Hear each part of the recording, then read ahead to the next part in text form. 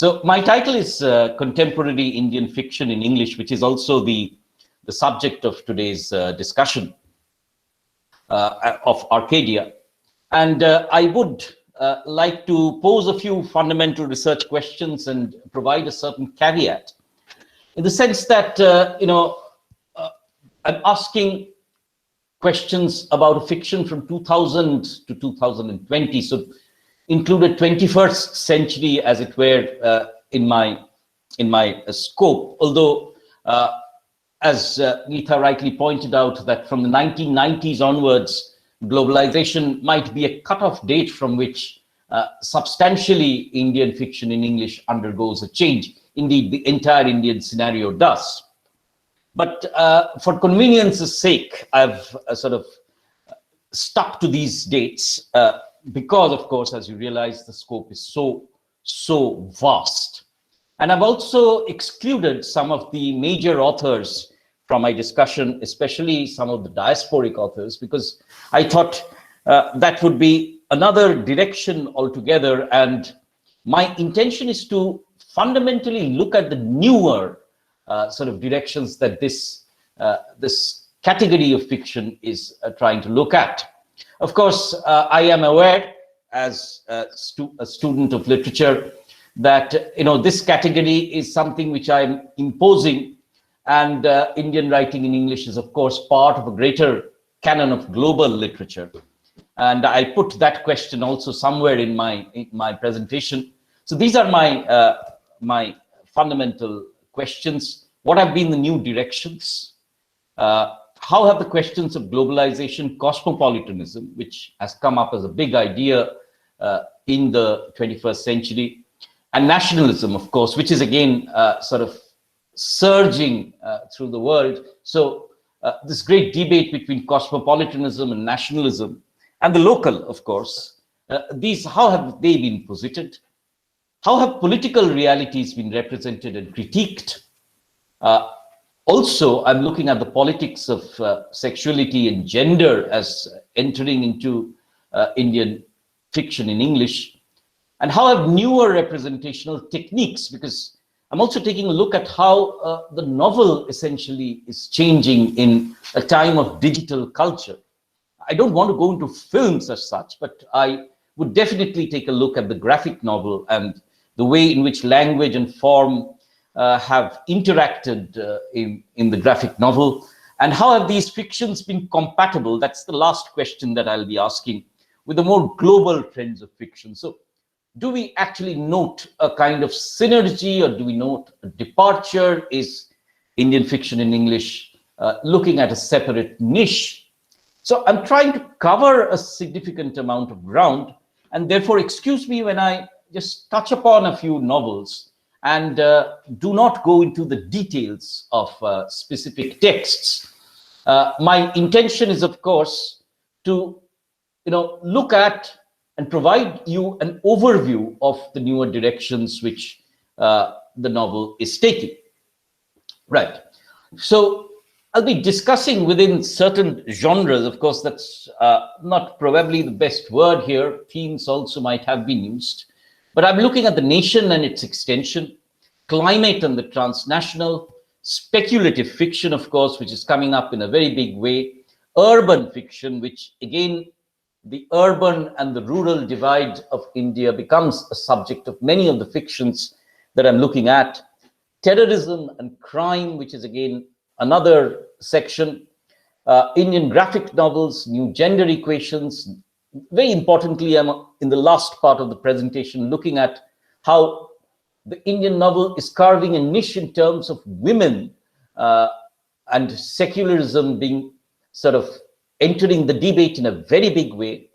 And in the fag end, I'll be taking a look at how certain local sort of issues also creep up within the novel. Now, please excuse me when I sort of forget to mention a few texts. It's not that my act of omission is based on any kind of literary quality as such, but especially in terms of the local, but in terms of, I guess, texts which I am more familiar with, I've included them. I'm, of course, aware that there's a vast vast corpus of texts beyond what I am representing here. Now, I go back to those literary debates that have plagued the Indian novel in English, especially that raised by Frederick Jameson when he talked about the third world allegory and the story of the private individual destiny becoming an allegory of the embattled situation of the public third world culture and society. Now, of course, I am aware of Ijaz Ahmed's sort of response to this, but the entire thesis of Jameson was that, that all these texts are not merely private narratives, but also allegories of the nation. And therefore, I've just given you a few quotations there from Jameson's text, which you can take a look at. But Jameson talks about the capacity of an allegory to generate a range of distinct meanings or messages simultaneously as the allegorical tenor and vehicle change places.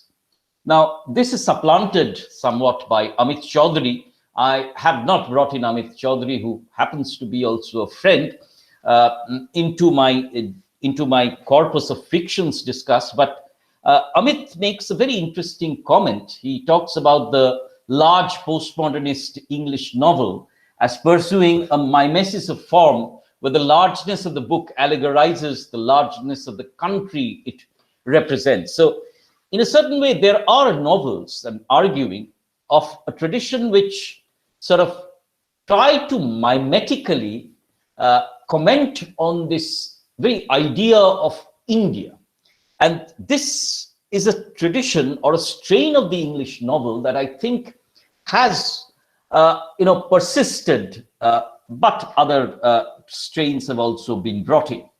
Now, of course, if we go back to history, the better examples of this would be Kantapura, of course. And I bring in Kantapura for a moment because, that preface has been a kind of a Bible for many of us who work in this area, especially that comment that, one has to convey in a language that is not one's own, the spirit that it's one's own. And although English has penetrated to a very large extent within India, it's still, it's still restricted to a certain part or a certain part of the people. So these fundamental, debates about how we actually sort of think and how we actually write, and whether there is a class character of Indian fiction in English, and whether it is mimetically, as it were, has reached a completion, is a debate that I think still lingers. And I think that's why I bring in Raja Rao. Of course, Kantapura is, of course, also bringing in this allegory of nation and the freedom struggle. But of course, the landmark departure for Indian writing in English, as all of you know, would be Salman Rushdie's Midnight's Children, 1981, and Rushdie's, India as the new myth, the collective fiction in which anything was possible. And Rushdie is also important in the sense because he provides a new thrust and an impetus and a departure from the usual realistic narrative to move away towards the magical realist narrative and the metafictional, which makes, in a certain way, the Indian novel, if you've looked at it very carefully, self-referential in many ways. And this self-referentiality, this habit of turning the glimpse towards itself, is something that the Indian novel has in a way, maintained. So the Indian novelist is, as it were, both turning outwards into the realm of the representational and also turning a look inside into the realm of the technical. So this forever, paradox of the English novel is of course part and parcel of a larger global movement in fiction, which has moved towards metafiction, but something which I see as very fascinating. Now let me talk about the nation and its extension. And I'm talking really about a new kind of diasporic fiction here, because Traditionally, the diasporic fiction has looked towards the West, and we have these first and second generation diasporas writing, and that's something which I've not brought in because I've not seen very many major departures here. But we and the Indian writers in English have looked at specifically the diaspora which has moved to the other parts of the world, especially the sugar diaspora. And this is an area of great interest for me. Areas like Mauritius, Suriname, Fiji, which have housed thousands of Indians and who have actually sort of built into the multicultural melange that is these areas, West Indies, of course, Africa in a certain extent. And here I see the most important and significant work by an author who is a personal favorite of mine, Amitav Ghosh, especially the Ibis trilogy.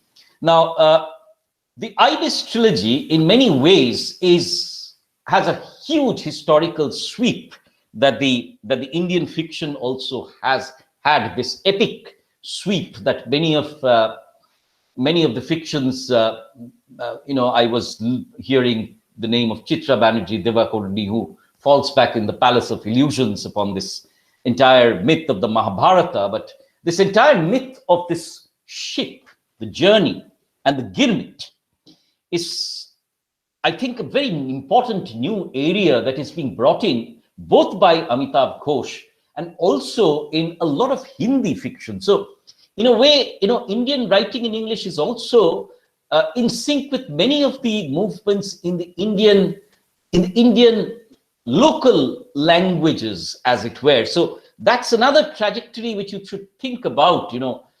Not exactly aware of the Malayalam scenario, but I'm sure that these are trajectories which are overlapping to a large extent. So in the Sea of Poppies, for example, Ghosh talks about the plight of the Girmitiyas, and this is something which is part and parcel of this entire debate about dislocation, journeying, loss of identity, a new identity being forged. And this is something which Diti talks about in the Sea of Poppies again, the Jahaji Bhais and the Jahaji Ben. So, an erasure of identity, as it were, and the costing of a very new identity. So, this extension of the Indian and the formations of new identities, whereby, the rootedness of the identity is challenged by the formations of new identities, is in a very important way significantly metaphorized by that ship. And here I'd like to just talk about, we know about Amitav Ghosh, for example, who talks about the greater picture and the ways in which caste identities are also sort of erased. But I think another very interesting text that we could take a look at is Peggy Mohan's Jahajin, which was published in 2008. And Jahajin is a story about, very interestingly, that fuses local lore, stories about magic carpets, the Uran Khatola, which is the flying carpet, as it were. And Peggy Mohan talks about this entire village where these people land up, the women land up in Uran Khatolas. And that village is called Saranga, where every woman is called a Saranga. Now think about the fascinating aspect there, where all former identities get merged into that one identity of the diasporic. And once again, this voyage, this departure, and the Jahajin, the Jahaj and the Jahaji Behens become so very crucial to Indian fiction in English. I think this is something which needs to be probed, as it were, in the sense that both Ghosh and Peggy Mohan are looking at the many Indias that have existed in the world. And this is where I think a major departure is being made, so that we're not just looking at the West in terms of the diasporic. Now, the other area where I'd like to bring in Ghosh is, of course, the climate and the transnational. And this is, of course, something which has recently been published, Gun Island, and I'm sure most of you have engaged with it already. And you have, of course, known how cli-fi, climate fiction as it is known, is becoming one of the raging most important niches of global fiction.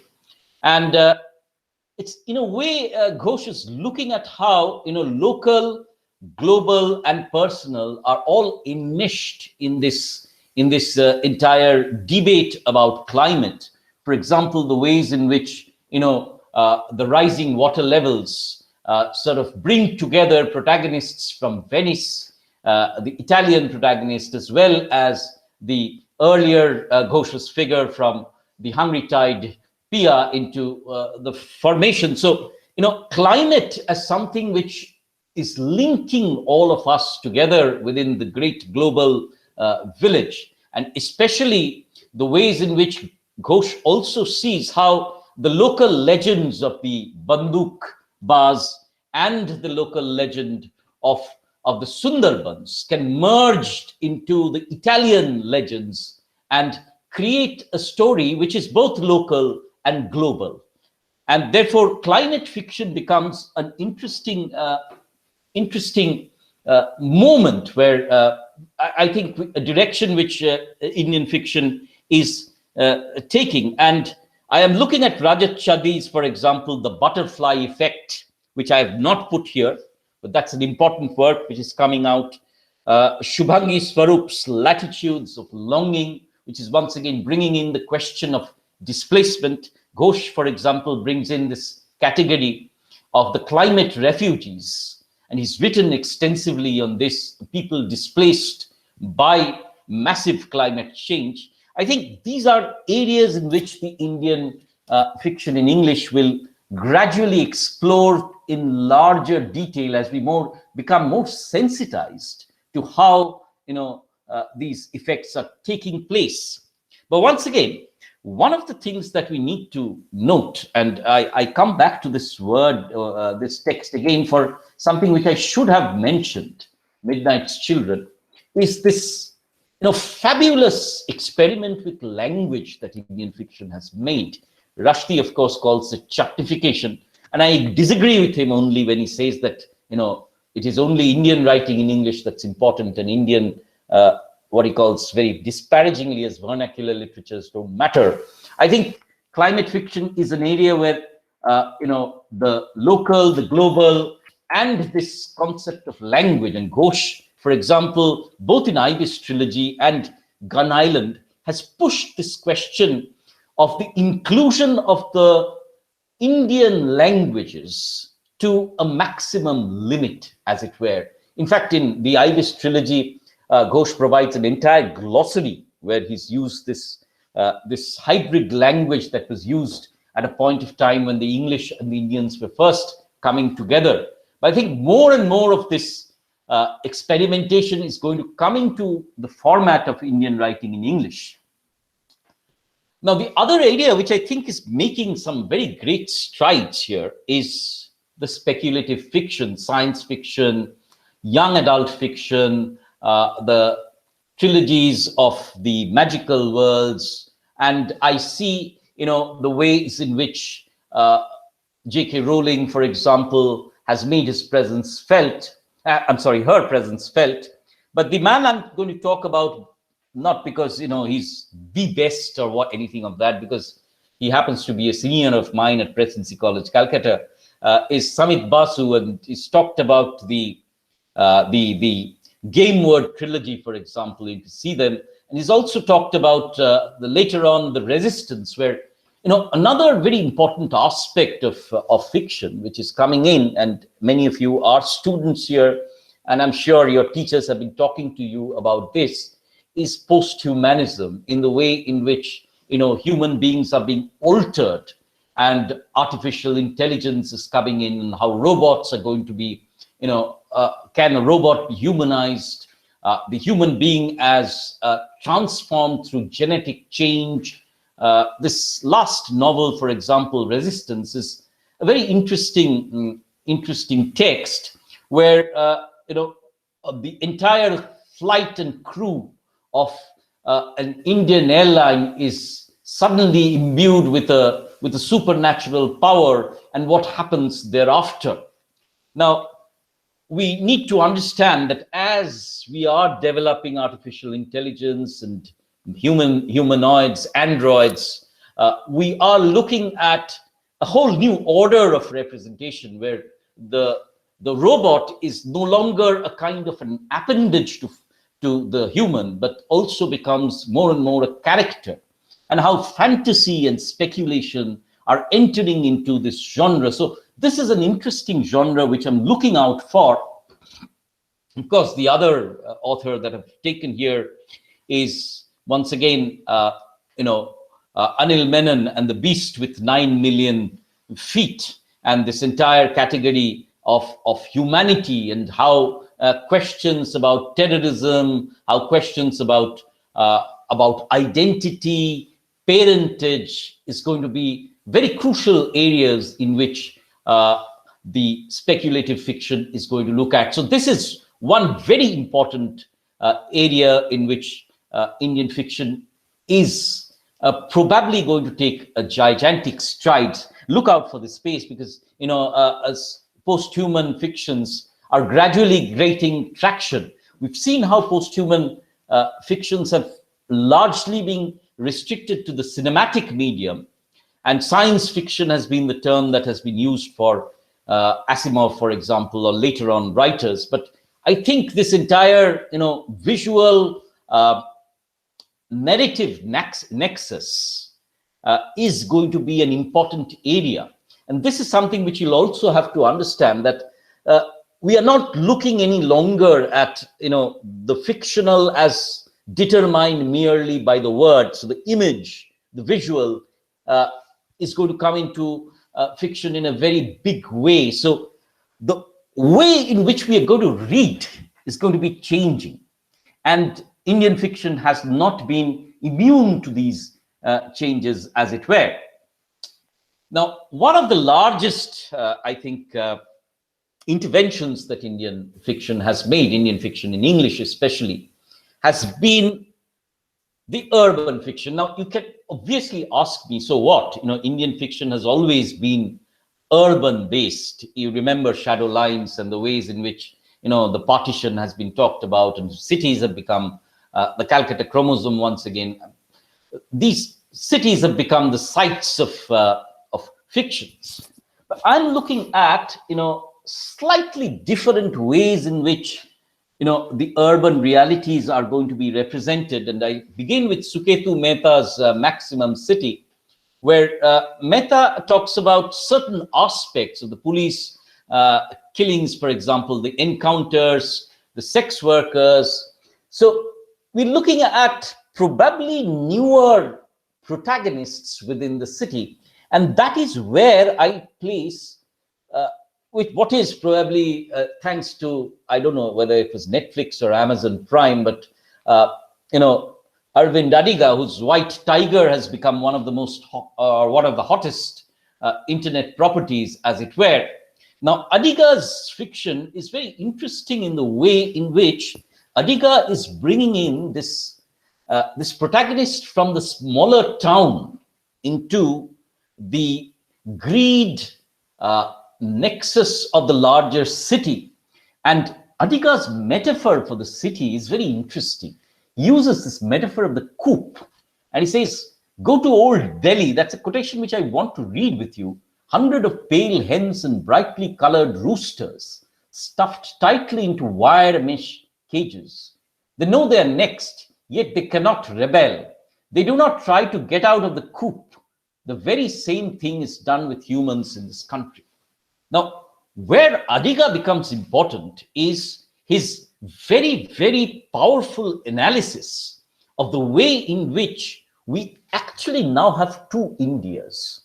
The one India which sort of post-liberalization and globalization has become, part and parcel of a more globalized Western, glitzy, moneyed culture, of which many of us are part, and also of the India which is downright extremely impoverished and is gradually sinking into further poetry.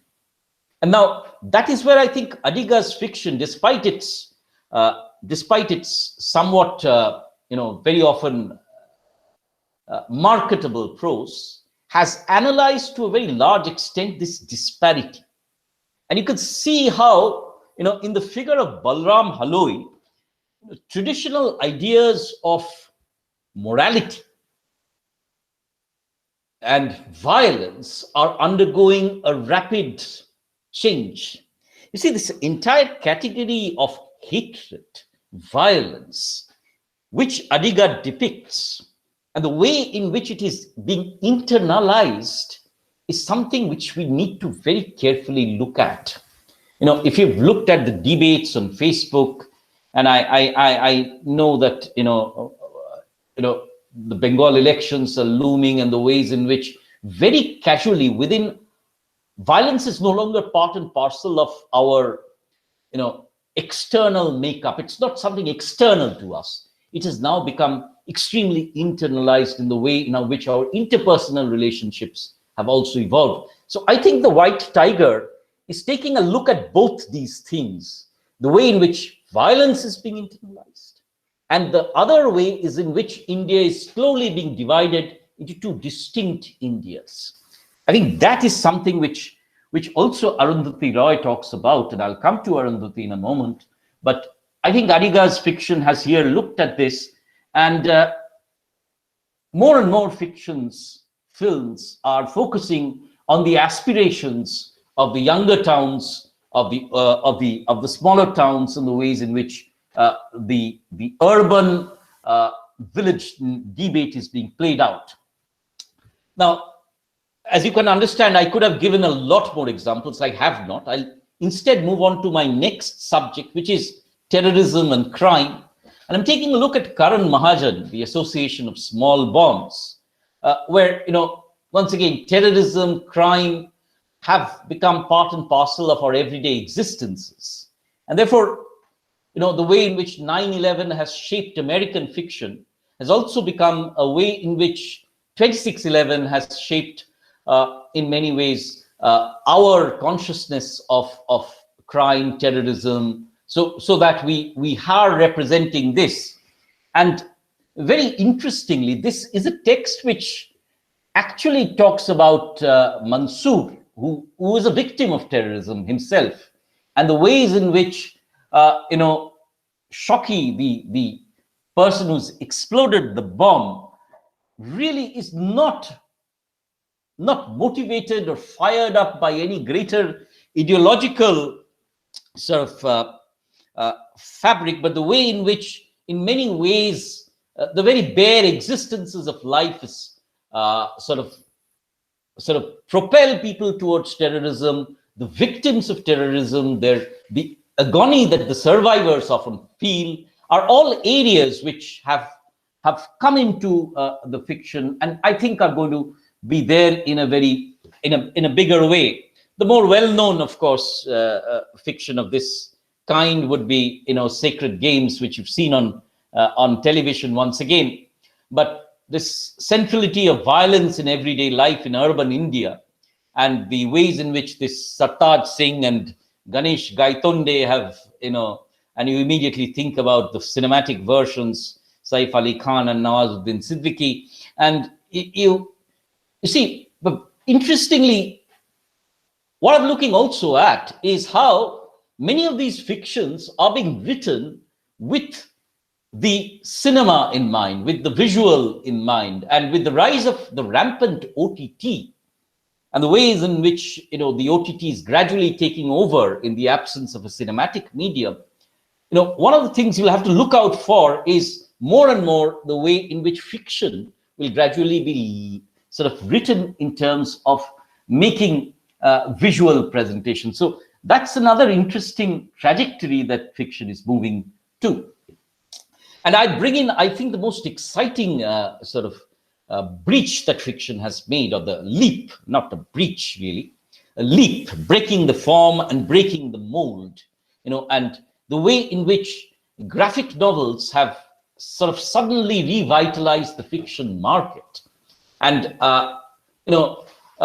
I'm just talking about global graphic novels as well, but the progenitor, as it were, Sarnath Banerjee, of course, the corridor and the ways in which the tea vendor in Delhi becomes the subject and his interaction, and this once again allegory of nation to a certain extent. And you see, what the graphic novel is doing is forcing us to change our reading strategies, changing the ways in which fictional representation changes. Once you have the picture, the function of the word changes drastically.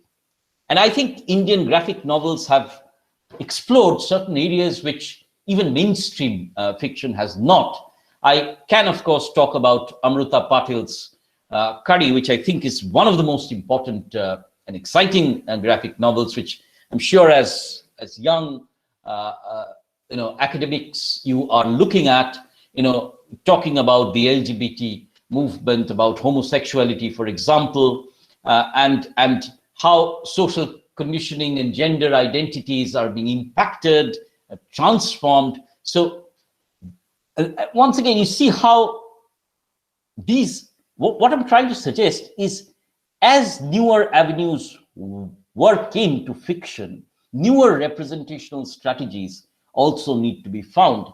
I am referring also, of course, to Nasir Ahmed and Saurabh Singh's Kashmir Pending. Kashmir, in fact, is also the subject of Munnu, which is, again, one of the most well-known of these graphic novels, and the ways in which, political alienation, political suffering have been part of the Indian novel. And you can get back to the great Indian novel in English, of course. So there's a very strong political surge within the graphic novel as well. So these are the two texts which, once again, explore the nation, its discontents, and the ways in which the suffering, state oppression have all been represented.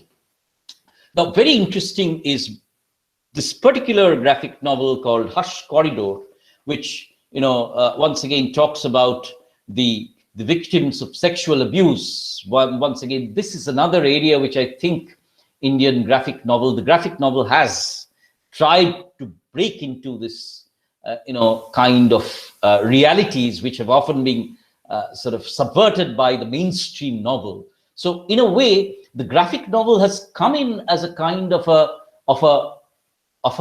subaltern in fiction, and suddenly sort of reversed many of the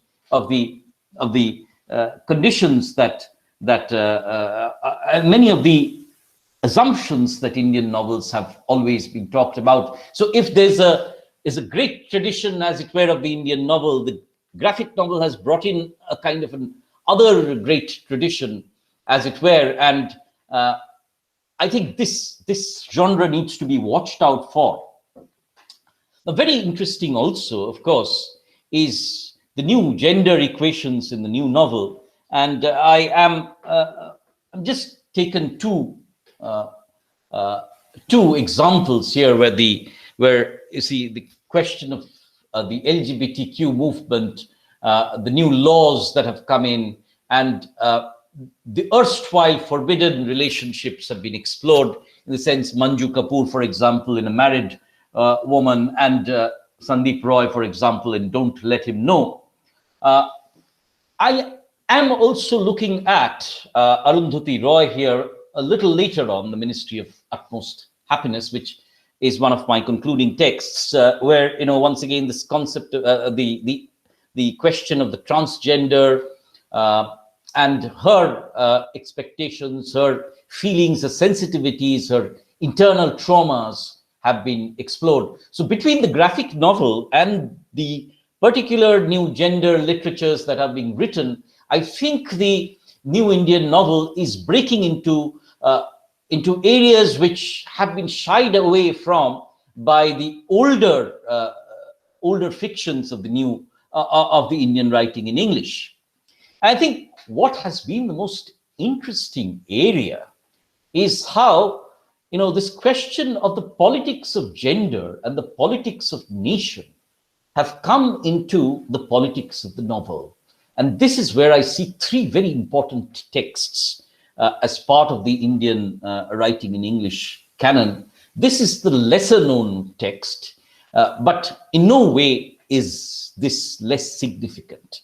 Samina Ali, for example, in Madras on rainy days, and brought in this entire question of the Muslim woman, the issue of the triple talaq, again the marginalization of the Muslim community into a kind of so this has not been a kind of unidimensional. What, to use Bakhtin, I think this is a novel which is very rich in polyphony, in the way in which the consciousness of the woman, and if you bring in Helen Sissou and the idea of a feminine écriture, this is a novel that holds tremendous force in this particular canon. And I think this is a text which has largely been less talked about by critics, but this is a very, very powerful novel.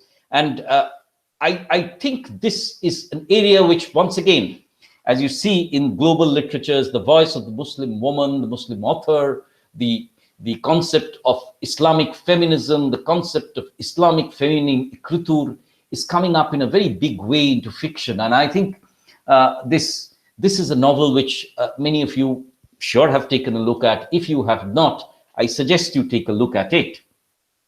Now, of course, this is another one of my favorite authors, Geeta Hariharan. And I think this entire novel, Time of Siege, in 2003, talks about Hindu fundamentalism and the way in which this entire notion of a monolithic Hindu identity is gradually sort of making its presence felt in India, and the challenges that are being forced on the erstwhile liberal state is, I think, a very important way in which Geeta Hariharan talks about in the Time of Siege. And I think as these pressures grow, this is one of the major directions within which, the Indian novel will be channelized. And it's very interesting in the way in which women have come up in this secularism debate, and women authors have made very, very significant presences felt. In fact, this is one area which I think women authors have made their experiences felt more than the male authors have. And of course, I come to Arundhati Roy. Of course, this is the 2017 text of the Ministry of Utmost Happiness. Many of you would have found this text problematic. It is. I think, it's humongous in a certain way, in the way in which Arundhati Roy actually goes off into one narrative of Anjum and then comes back to another narrative of Tilo and tries to bridge these narratives in. But I think this interesting experiment also, in the sense that Arundhati is also trying to bring in this concept of the corpus of India. You see, one of the very important things that Geeta was mentioning right at the beginning of this meet is how magical it is that today, Kerala and, Madurai and Tamil Nadu and West Bengal are today coming together in this, and both of these cities where we are sitting are not the metropolitan cities, right? They are in that sense of the term, well-known cities of India. Mine is not a city also, it's a town, a larger global village as it were. But it's very interesting in the way in which, all of us are linked and all of us are separated as well, right? So language-wise, diet-wise. So Arundhati's fiction, in bringing together two very disparate narratives in terms of religion, space, is a fascinating way in which, within the political realities, how Arundhati is bringing in two distinctly separated, yet two distinctly related, movements. One of the very private angst of the transgender who's disparagingly referred to in the local lexicon as the hijra, and the internal traumas and the suffering and the ostracization that this community has had to face. And on the other hand, this entire part of Kashmir, which has been on the boil, the very gradual but palpable marginalization that in many cases has happened with the Muslim individual, which is one of the greatest challenges to our secular fabric. So, marginalization in various ways, and how these crisscross is something that Arundhati is trying to take a look at. And let me just give you a very brief notion of how this has taken place also in global literatures. You will remember James Coetzee's novel, Kadzia is, of course, Coetzee or Kadzia is, of course, the South African author who's won the Booker Prize twice, and the Nobel Prize, of course, the author whom I consider to be, my most important author of recent times. And Coetzee, of course, in a 1986 fiction called Foe, talks about the Robinson Crusoe myth. And he talks about this interface between Friday, whose tongue has been cut off by Crusoe. And Crusoe is this old man who can't do anything, and who's visited on the island by Susan Barton. And Susan Barton is this lady who is actually writing this narrative and giving this to Defoe, or Foe. You will know that Daniel Defoe was known as Daniel D. Foe. So, and Crusoe Defoe overwrites, or sort of completely overwrites the novel and erases Susan Barton from the narrative, as it were. But these two categories of the woman as marginalized and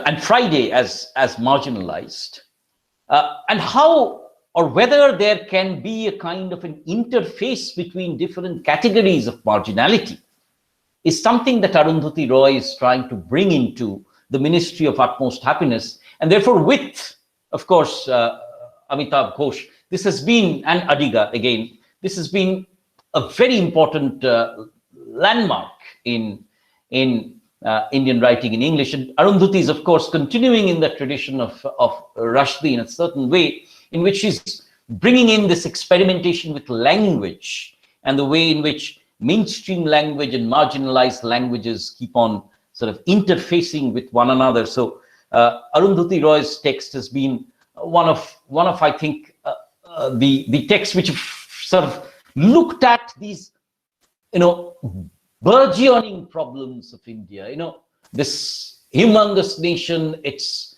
multifarious problems, its tentacular nature, as it were, and try to bring into one space, into that novelistic space, a lot of material. So teeming with heteroglossia, teeming with polyphony once again. This has been a very important text for Indian writing in English. And despite its size and its almost unmanageable narrative modes, the unmanageability of that novel is somewhere, almost replicating the unmanageability of the Indian nation. So I'm going back to that